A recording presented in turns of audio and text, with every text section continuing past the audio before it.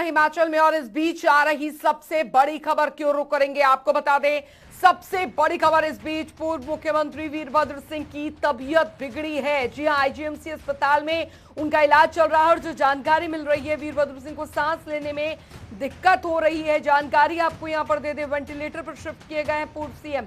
ये इस वक्त की बड़ी खबर आपको यहां पर बता रहे हैं। बड़ी जानकारी, आईजीएमसी शिमला में इलाज चल रहा है। तो बता दें आपको ये इस वक्त की बड़ी खबर, पूर्व सीएम वीरभद्र सिंह की तबीयत जो है वो बिगड़ी है, जानकारी मिल पा रही है। और हमारी सहयोगी महिमा सिंह कंवर हमारे साथ इस बीच जानकारी के साथ। महिमा, फिलहाल अभी क्या कुछ अपडेट जो है इस खबर पर मिल पा रहा है? वीरभद्र सिंह की तबीयत फिलहाल कैसी बताई जा रही है? जी अंजलि, हिमाचल के पूर्व मुख्यमंत्री और अर्की विधानसभा क्षेत्र के विधायक हैं वीरभद्र सिंह, और अभी भी डॉक्टरों की निगरानी में आईजीएमसी शिमला में फिलहाल उनका इलाज चल रहा है। यहाँ पर उनको कार्डियोलॉजी विभाग में रखा गया और सांस की तकलीफ के चलते उनको हालांकि सोमवार को वेंटिलेटर पर शिफ्ट किया गया था। आईजीएमसी प्रशासन की तरफ से भी पूर्व मुख्यमंत्री का हेल्थ बुलेटिन जारी करके इस बात की जानकारी दी गई थी। और अंजलि, ये भी बता दें कि पूर्व मुख्यमंत्री वीरभद्र सिंह करीब 3 महीने से पिछले लंबे समय से बड़े अस्पताल जो पूरे हिमाचल का है आईजीएमसी, वहां पर उपचाराधीन है। और हालांकि 2 बार उन्होंने कोरोना को मात भी दी, लेकिन उसके बाद फिर से सांस लेने में उनको दिक्कत हुई, जिसके बाद उनका इलाज फिलहाल चल रहा है।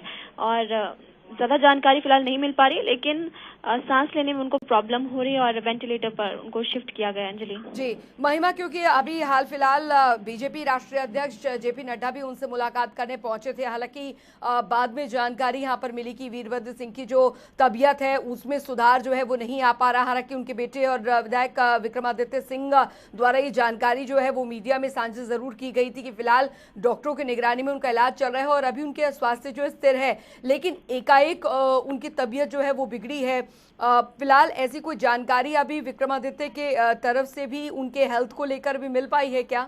देखिए अंजलि, जिस तरह से आपने बताया, और जगत प्रकाश नड्डा ने भी उनसे मुलाकात करने के लिए वो आईजीएमसी गए थे। और सोमवार को क्योंकि उनको वेंटिलेटर पर शिफ्ट किया गया था, इसलिए वहां पर जो जेपी नड्डा है वो भी उनसे खुद नहीं मिल पाए थे। सिर्फ उनके परिजनों के साथ उनकी बातचीत हो पाई थी। उनके परिजनों से हाल चाल वो जान पाए थे जेपी नड्डा, और उनके परिजनों की तरफ से कहा गया था कि वो स्थिर है, उनकी हालत स्थिर है। और जेपी नड्डा ने भी इस मौके पर कहा था कि वो जल्दी ही ठीक हो जाएंगे। मैं इस बात की कामना करता हूँ और हम भी इस बात की कामना करते हैं कि वो जल्दी से जल्दी ठीक होकर वापस लौटे। बहुत बहुत शुक्रिया महिमा सिंह कंवर इस तमाम जानकारी के लिए।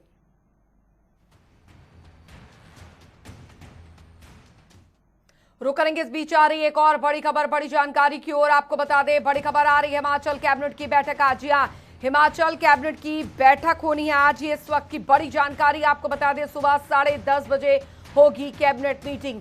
जी हां, बता दें आपको इस वक्त की बड़ी खबर, शिमला के पीटरहॉफ में ये बैठक जो है वो होगी। इस वक्त की बड़ी खबर आपको बता रहे हैं, बड़ी जानकारी आपको बता रहे हैं, कई बड़े फैसलों पर मोहर जो है वो लग सकती है। इस वक्त की बड़ी खबर, बड़ी जानकारी, आज कैबिनेट बैठक होनी है। नई कोरोना गाइडलाइन जारी हो सकती है। फिलहाल प्रदेश में जो हालात बने हो उसको देखते हुए इस पर चर्चा, पहले से ज्यादा छूट मिलने के भी आसार बने हुए हैं। तो हिमाचल कैबिनेट की बैठक आज होने जा रही है।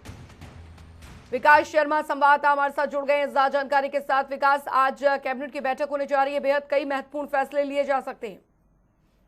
बिल्कुल, देखिए, और कई मायनों में अहम जो है अंजलि इस बैठक को माना जा रहा है। सुबह 10:30 बजे का समय जो है वो मुकर्रर किया गया है कि होटल पीटरहॉफ में मुख्यमंत्री जयराम ठाकुर की अध्यक्षता में जो है ये बैठक होगी। अभी मुख्यमंत्री मंडी में है, कल उनके वहां पर कार्यक्रम थे, रात्रि ठहराव उनका वहां था। आज वो सुबह के समय ही यहाँ पर पहुंचेंगे, करीब 10 बजे उनका पहुंचने का कार्यक्रम है शिमला। और उसके बाद उनकी एक बैठक होगी किसी के साथ, और उसके बाद 10:30 बजे का समय जो है वो मुकर्रर किया गया है। सभी मंत्री मौजूद रहेंगे, ऐसा कहा जा रहा है, ऐसी सूचना मिल रही है। लेकिन इसी बीच खबर ये भी है कि अब कोरोना बंदिशों को लेकर लगातार ये सवाल उठाए जाते रहे हैं। पिछले अगर हम 15 दिन पहले की अगर हम बात करें कि अब बंदिशों में छूट मिलने के बाद जिस तरह से पर्यटकों की आमद में एकदम से अचानक इजाफा हुआ है, कहीं ना कहीं जो कोरोना नियम है उसका पालन कराने में भी प्रशासन असफल दिखाई दे रहा है। चाहे हम किसी भी पर्यटन स्थल की बात करें तो इसको लेकर केंद्र सरकार की तरफ से एक चिट्ठी जो है वो राज्य सरकार को लिखी गई है, जिसमें साफ तौर पर कहा गया है कि आपको अनुपालना कराने के लिए विफल जो है वो आप लोग यहाँ पर दिखाई दे रहे हैं। तो ऐसे में अब किस तरह से इस पर चर्चा अंदर कैबिनेट के भीतर जो है वो जरूर होगी कि किस तरह से काबू जो है वो पाया जाए, क्योंकि राज्य सरकार ये कहती रही है कि सभी डीसीज एसपी को इस बाबत पहले ही दिशा निर्देश दिए गए हैं कि कड़ाई से पालन जो है वो आपको करना होगा ताकि कोरोना संक्रमण का खतरा फिर से ना फैल जाए। तो ऐसे में लॉकडाउन कहीं दोबारा से ना लग जाए, इस चीज का एहतियातन जो है वो ध्यान रखना होगा, तभी हम लोग इससे बच पाएंगे। यही नहीं, इसके अलावा स्कूलों को, शिक्षण संस्थानों को खोलने को लेकर एक बार फिर से इसके ऊपर चर्चा जो है वो यहाँ पर हो सकती है। और जो बाहरी राज्यों के लिए जो बसें चलाई जा रही हैं या हिमाचल प्रदेश में भी जो बसें चलाई जा रही हैं, अभी तक 50% ऑक्यूपेंसी के साथ जो है, सिटिंग कैपेसिटी के साथ जो है ये बसेस चल रही हैं, लेकिन इसको अब 100% किया जा सकता है। इसको लेकर चर्चा आज जरूर होगी। वहीं स्वास्थ्य विभाग की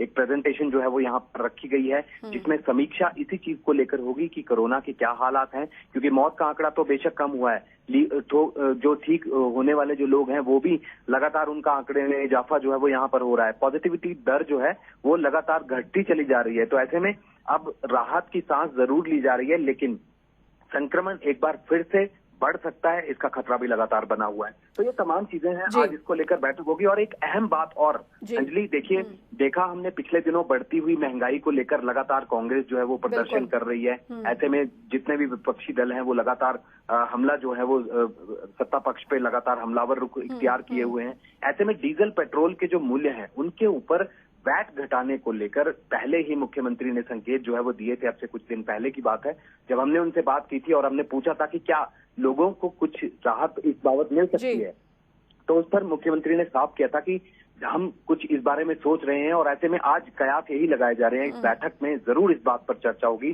काफी हद तक ये मुमकिन है कि आज इसके ऊपर जो है वो कोई फैसला आ सकता है। वैट घटाने को लेकर जो है वो राज्य सरकार चिंतन और मंथन आज इस बैठक में जरूर करेगी। बिल्कुल, बहुत बहुत शुक्रिया विकास शर्मा इस तमाम जानकारी के लिए। तो बेहद महत्वपूर्ण, पहले से ज्यादा छूट मिलने का आसार, लेकिन सख्ती जो है कुछ हद तक बरकरार यहाँ पर रहेगी। शिक्षण संस्थानों को लेकर भी चर्चा यहाँ पर की जाएगी और जो बस सर्विसेज हैं उनको लेकर भी जाहिर तौर पर चर्चा यहाँ पर की जाएगी।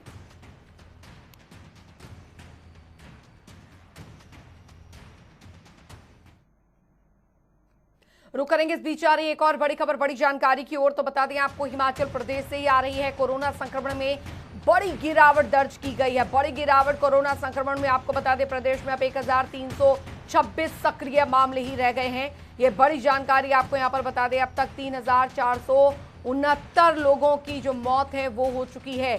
तो बता दें आपको, अब तक 1,98,000 संक्रमित अब तक ठीक हुए हैं। जानकारी आपको यहाँ पर बता दें कि कोरोना संक्रमण में बेहद बड़ी गिरावट दर्ज की गई है। तो हिमाचल प्रदेश से बड़ी खबर, प्रदेश में अब तक 1,326 सक्रिय मामले ही यहाँ पर रह गए हैं। बहुत बड़ी गिरावट, हालांकि कई जगहों पर, हिमाचल में कई जगहों पर जो पॉजिटिविटी रेट है खासकर मंडी में, वो यहाँ पर बरकरार बना हुआ है। तो फिलहाल रिकवरी रेट बहुत हद तक सुधार, 1,98,123। तो ये इस वक्त की बड़ी खबर आपको बता रहे हैं। प्रदेश में अब 1,326 सक्रिय मामले जो हैं वो यहाँ पर रह गए हैं। ये बड़ी खबर, बड़ी जानकारी। अब तक 3,469 लोगों की मौत जो है वो हुई है। तो हिमाचल प्रदेश में एक कोरोना संक्रमित की मौत हुई, तो वहीं दूसरी तरफ मंडी में एक और व्यक्ति की कोरोना से मौत हो गई है। बता दें कि प्रदेश में 168 नए कोरोना पॉजिटिव मामले आए हैं। चंबा जिले में 32, बिलासपुर में 28, कांगड़ा में 26, शिमला में 24, मंडी में 20, ऊना में 13, हमीरपुर में 11, सोलन 4, कुल्लू 4, लाहौल स्पीति 3, किन्नौर 2 और सिरमौर जिले में एक नया मामला सामने आया है। बीते 24 घंटे के दौरान प्रदेश में 165 मरीज ठीक हुए हैं। अब प्रदेश में कुल कोरोना संक्रमितों का जो आंकड़ा है वो यहाँ पर 2 लाख के पार है और इनमें से अब तक 1,97,943 संक्रमित ठीक हो चुके हैं। वहीं आपको ये भी जानकारी दे दें कि प्रदेश में अब तक 3,468 संक्रमितों की मौत हुई है।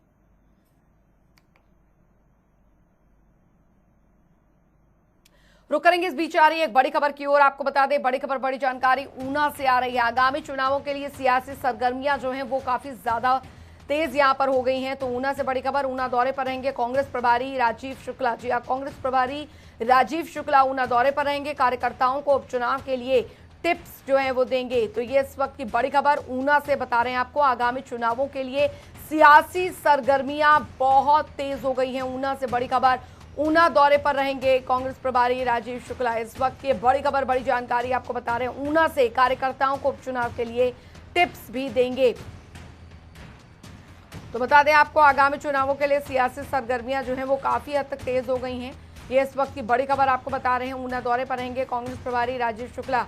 ये बड़ी जानकारी आपको यहाँ पर दे रहे हैं। ऊना से आपको बता रहे हैं कार्यकर्ताओं को चुनाव के लिए टिप्स जो हैं वो देंगे और जाहिर तौर पर किस तरीके से जमीनी स्तर पर कांग्रेस को मजबूत करना है, इसकी पूरी कोशिश यहाँ पर रहेगी। तो बता दें आपको, इस वक्त की बड़ी खबर ऊना से बता रहे हैं। ऊना दौरे पर रहेंगे कांग्रेस प्रभारी राजीव शुक्ला। ये बड़ी जानकारी आपको यहाँ पर दे रहे हैं, ऊना से दे रहे हैं। कार्यकर्ताओं को उपचुनाव के लिए टिप्स भी देंगे। तो उपचुनाव होने हैं और जाहिर तौर पर हिमाचल प्रदेश में, और उसको लेकर तैयारियां जो हैं वो यहाँ पर की जा रही है। वहीं कांग्रेस में ज़मीनी तौर पर जो मजबूती देने के लिए जो कांग्रेस प्रभारी हैं वो कार्यकर्ताओं को टिप्स देंगे और किस तरीके से पार्टी को ज़मीनी स्तर पर मजबूत किया जाए, इसको लेकर भी चर्चाएं यहाँ पर की जाएंगी। इस दौर में आपको बता दें कि कार्यकर्ताओं के साथ बैठकें भी होनी है। पंकज संवाददाता हमारे साथ ऊना से संवाददाता जुड़ गए हैं ज्यादा जानकारी के साथ। पंकज, आने वाले उपचुनावों को लेकर तैयारियां जो हैं वो काफी ज्यादा तेज हो गई और इसी कड़ी में कांग्रेस की तरफ से भी कार्यकर्ताओं को दिशा निर्देश जो हैं वो देते दिखेंगे कांग्रेस प्रभारी राजीव शुक्ला। जी, मैं आपको बिल्कुल बता दूं कि आज शाम को 5 बजे कांग्रेस प्रदेश प्रभारी ऊना पहुंचेंगे। पहला दौरा होगा और ये जो सारी बैठक का दौर चलेगा ये नेता प्रतिपक्ष मुकेश अग्निहोत्री के निवास स्थान पर होगा। वहां पर ब्लॉक स्तर के और जिला स्तर के सभी कार्यकर्ताओं को वहां पर आमंत्रित किया गया है। हो सकता है कि जिस प्रकार से प्रदेश में 3 उपचुनाव होने जा रहे हैं तो उसकी रणनीति को भी यहाँ पर साझा किया जाएगा और भावी प्रत्याशियों के बारे में भी यहाँ पर चर्चा हो सकती है, क्योंकि प्रतिपक्ष के नेता मुकेश अग्निहोत्री हिमाचल प्रदेश की राजनीति में एक अहम रोल निभा रहे हैं, तो कहीं ना कहीं ये चर्चा होनी स्वाभाविक भी है जाहिर तौर पर। और इस दौरान और कौन कौन से कांग्रेस के जो हिमाचल कांग्रेस के जो बड़े नेता हैं वो मौजूद रहेंगे? जहां तक हम सूत्रों के हवाले से हमें जानकारी मिल रही है, ऊना सदर के विधायक सतपाल सिंह राजादा, बगरेट से राकेश कालिया और कुलदीप कुमार पूर्व प्रदेशाध्यक्ष एवं मंत्री, वो जो है मुख्य तौर पर इस बैठक में शामिल होंगे। उसके अलावा क्योंकि प्रदेश प्रभारी का दौरा है तो हो सकता है कि प्रदेश के अन्य जिलों से भी बड़े जो नेता है यहाँ पर शिरकत करें। चलिए, आप नजर बनाए रखिए। बहुत बहुत शुक्रिया पंकज इस तमाम जानकारी के लिए। तो आगामी उपचुनावों को लेकर सियासी सरगर्मियां जो हैं वो तेज हो गई हैं और इस बीच ऊना दौरे पर रहेंगे कांग्रेस प्रभारी राजीव शुक्ला, जहां पर कार्यकर्ताओं के साथ वो बैठकें करेंगे और साथ ही चुनावों की तैयारियों को लेकर टिप्स भी देंगे। और रुक करेंगे इस बीच आ रही एक और बड़ी खबर, बड़ी जानकारी की ओर। बड़ी जानकारी 10वीं और 12वीं के छात्रों के लिए इस बीच आ रही बड़ी खबर की ओर रुक कर लेते हैं। आपको बता दें, बड़ी जानकारी, अप्रैल में परीक्षा ना दे पाए छात्रों को मौका दिया जाएगा। जी हाँ, मौका दिया जाएगा। आपको बता दें, छात्रों के लिए 12 जुलाई को स्पेशल परीक्षा का आयोजन जो है वो यहाँ पर किया जा रहा है। 10वीं 12वीं के छात्रों के लिए बड़ी खबर आ रही है इस बीच। ये बड़ी जानकारी आपको बता दें, अप्रैल में परीक्षा ना दे पाए छात्रों को इसमें मौका दिया जाएगा। तो छात्रों के लिए 12 जुलाई को स्पेशल परीक्षा का जो आयोजन है वो यहाँ पर किया जा रहा है। बता दें आपको, 10वीं और 12वीं के छात्रों के लिए ये बड़ी खबर आ रही है। स्पेशल परीक्षा का आयोजन 12 जुलाई को किया जा रहा है।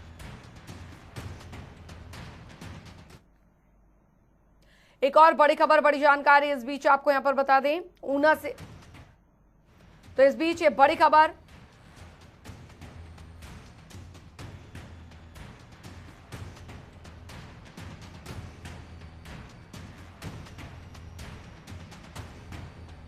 तो बता दें आपको ये इस वक्त की बड़ी खबर आ रही है। ब्लॉक जिला प्रदेश स्तर के कार्यकर्ता शिरकत करेंगे।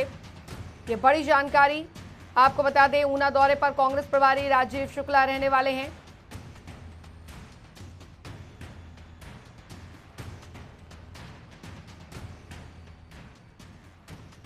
तो नेता विपक्ष मुकेश अग्निहोत्री के घर में ये बैठक जो है वो होनी है। ये इस वक्त की बड़ी खबर आपको बता रहे हैं। ब्लॉक जिला प्रदेश स्तर के कार्यकर्ता इसमें शिरकत करेंगे। इस वक्त की बड़ी जानकारी आपको बता रहे हैं, ऊना दौरे पर कांग्रेस प्रभारी राजीव शुक्ला रहेंगे और कांग्रेस कार्यकर्ताओं के साथ वो मीटिंग करेंगे, कार्यकर्ताओं को उपचुनाव के लिए टिप्स देंगे। ये इस वक्त की बड़ी खबर आपको बता रहे हैं। नेता विपक्ष मुकेश अग्निहोत्री के घर में बैठक होगी, आपको जानकारी दे दें। चलिए रुक करेंगे खबरों की ओर। राजेंद्र विश्वनाथ अर्लेकर हिमाचल के नए राज्यपाल होंगे। आपको बता दें कि प्रदेश के वर्तमान राज्यपाल बंडारू दत्तात्रेय को हरियाणा का राज्यपाल नियुक्त किया गया है। हिमाचल के नए राज्यपाल अर्लेकर गोवा विधानसभा अध्यक्ष रह चुके हैं और साथ ही गोवा के वन और पर्यावरण एवं पंचायती राज मंत्री भी रहे हैं। राष्ट्रपति रामनाथ कोविंद ने हिमाचल प्रदेश के साथ कई राज्यों के राज्यपालों को बदल दिया है। जी हां, राष्ट्रपति ने 8 राज्यों के राज्यपाल बदल दिए हैं, जिनमें राजेंद्र विश्वनाथ अर्लेकर हिमाचल के नए राज्यपाल नियुक्त किए गए हैं। वहीं प्रदेश के वर्तमान राज्यपाल बंडारू दत्तात्रेय को हरियाणा का राज्यपाल नियुक्त किया गया है। हिमाचल के नए राज्यपाल अर्लेकर गोवा विधानसभा के अध्यक्ष रह चुके हैं। इसके साथ ही वो गोवा के वन और पर्यावरण एवं पंचायती राज मंत्री भी रहे हैं। तो चलिए अब जानते हैं राजेंद्र अर्लेकर के राजनीतिक सफर के बारे में। राजेंद्र अर्लेकर गोवा से भारतीय जनता पार्टी के नेता रहे हैं। वो गोवा विधानसभा के स्पीकर भी रह चुके हैं। उनके पिता भी नेता थे और गोवा में मंत्री रह चुके हैं। राजेंद्र अर्लेकर गोवा सरकार में मंत्री रह चुके हैं। इसके अलावा गोवा विधानसभा के अध्यक्ष पद पर भी रह चुके हैं। उनका जन्म 23 अप्रैल 1954 को गोवा के पणजी में हुआ। 67 वर्ष के राजेंद्र विश्वनाथ अर्लेकर अब हिमाचल प्रदेश के राज्यपाल के तौर पर अपना कार्यभार संभालेंगे। इनके परिवार में पत्नी के अलावा 2 बच्चे हैं। 2014 में जब मनोहर पर्रिकर केंद्र में डिफेंस मंत्री बने थे, तो राजेंद्र अर्लेकर मुख्यमंत्री पद की रेस में सबसे आगे थे और वो 2002 से 2007 तक गोवा विधानसभा में एमएलए रहे हैं। राजेंद्र अर्लेकर 2012 से 2015 तक गोवा विधानसभा के स्पीकर रहे हैं। 2015 में उन्हें गोवा का पर्यावरण मंत्री बनाया गया था। इसके बाद अक्टूबर 2015 से 2017 तक वो वन पर्यावरण एवं पंचायती राज मंत्री रह चुके हैं और अब राष्ट्रपति ने उन्हें पहाड़ी राज्य हिमाचल प्रदेश का राज्यपाल नियुक्त किया है और हिमाचल के नए राज्यपाल नियुक्त होने पर सीएम जयराम ठाकुर ने उन्हें शुभकामनाएं भी दी। जनता टीवी ब्यूरो रिपोर्ट। उधर मंगलवार को मंडी में बीजेपी की अहम बैठक का आयोजन किया गया, जिसमें कि 2022 में होने वाले विधानसभा चुनावों को लेकर चर्चा हुई। इस बैठक में सीएम जयराम ठाकुर, बीजेपी प्रदेश अध्यक्ष सुरेश कश्यप और साथ ही संगठन मंत्री पवन राणा सहित कई नेता मौजूद रहे। इस बैठक में मंडी में 6 मोर्चों के पदाधिकारियों के साथ अलग अलग बैठकें कर उन्हें आगामी चुनावों के लिए दिशा निर्देश जारी किए गए, जिसमें कि महिला मोर्चा, युवा मोर्चा, अनुसूचित जाति जनजाति मोर्चा और अल्पसंख्यक मोर्चा शामिल है। वहीं मीडिया से बातचीत में मुख्यमंत्री जयराम ठाकुर ने कहा कि आने वाले उपचुनावों और 2022 में होने वाले विधानसभा चुनावों को लेकर मोर्चों के साथ रणनीति तय की जा रही है और ये इस तरह के बैठकें संगठन की मजबूती के लिए काफी ज्यादा अहम साबित होंगी। ये सारे मोर्चों की बैठकें रखी है जो हमारे फ्रंटल ऑर्गेनाइजेशन हैं, जो संगठन को मजबूत करने के लिए काम करते हैं, उनकी बात को सुन रहे हैं और सुनने के बाद जो इश्यूज हैं, किस प्रकार से आने वाले समय में संगठन की मजबूती के लिए हम काम करें, इन सारी बातों पर चर्चा हो रही है। और मैं समझता हूँ कि बहुत सार्थक बैठक का है। आने वाले समय में लोकसभा चुनाव, विधानसभा के चुनाव की तैयारी की दृष्टि से एक अच्छी शुरुआत है। कुल मिलाकर लक्ष्य यही है कि जो हमने हमारे जो अभी पार्टी का वर्किंग ग्रुप हुआ था, उससे पहले कोर ग्रुप की बैठक हुई थी और जो कार्य योजना वहाँ पर बनाई गई थी, उसको एग्जीक्यूशन उसका करना, उसको मूर्त रूप देना और उसके लिए हमारे सभी मोर्चे और पार्टी के लोग उस कार्य में लगे, उस डिसीजन बने। तो हिमाचल प्रदेश में लंबे समय बाद पर्यटन सीजन को रफ्तार मिली है। राजधानी शिमला हो, पर्यटन नगरी मनाली या फिर चंबा का खजियार, हर जगहों पर होटल जैम पैक हो चुके हैं। हालांकि पर्यटकों की जो बढ़ती भीड़ ने प्रशासन की चुनौतियां काफी बढ़ा दी हैं। कुछ ऐसी तस्वीरें हिमाचल में कई जगहों पर देखने को मिल रही हैं, जहां पर पर्यटन स्थलों की सड़कें भी पर्यटकों से भरी दिखी।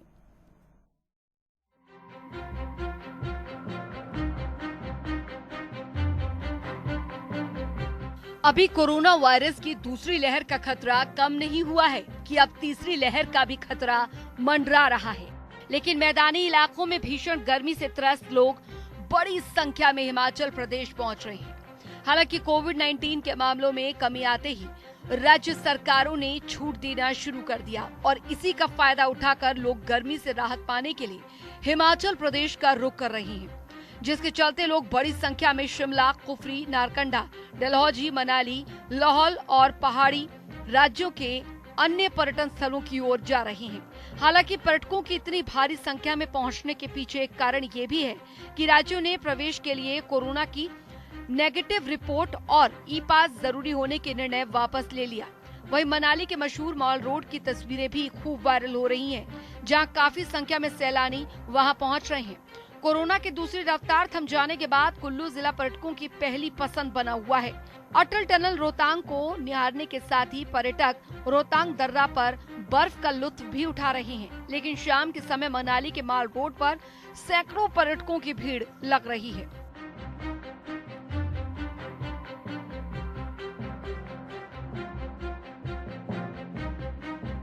शिमला, धर्मशाला, डलहौजी, खजियार, चायल, कसौली, मंडी के सराज, बरोट और कुल्लू के जीबी में होटल पैक हो गए हैं।